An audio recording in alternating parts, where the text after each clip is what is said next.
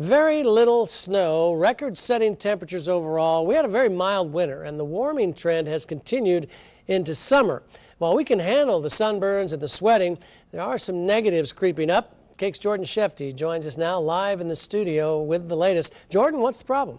Well, Mike, I'm not a huge fan of this weather, but I'll sure take it over what we get in the winter time. But the bugs also agree, and while this past week's wrath of hot weather has taken care of some of the insects, for others, it just brought them closer to home.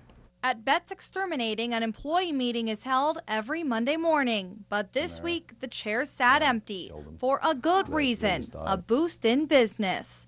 People were wanting service right away, and so we had to book things over the top of our meeting, so we had to cancel our meeting. Because of the mild winter we experienced, bugs started appearing earlier than normal this year. Ants were particularly bad 4 to 6 weeks ago. But because of our recent heat spell, most of the ants have died off and something else has taken their place. Right now we're real busy treating for spiders.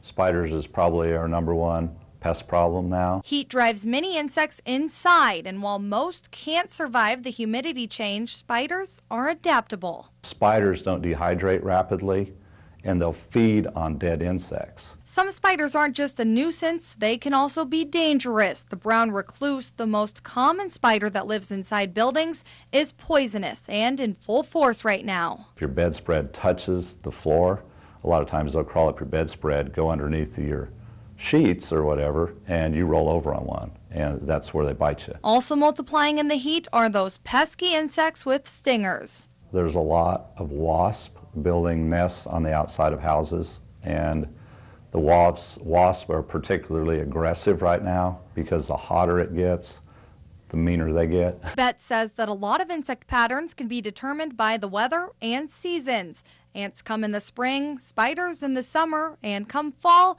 expect those crickets. It's a change in the weather that means good news for Bet's Exterminating. We had so many calls on Friday, and it was mostly on spider control, that our day was completely booked. Exterminators suggest taking precautionary steps before the bugs appear. Bet's Exterminating says that a typical spider job runs about $110 to $130. Mike? All right. Thank you, Jordan.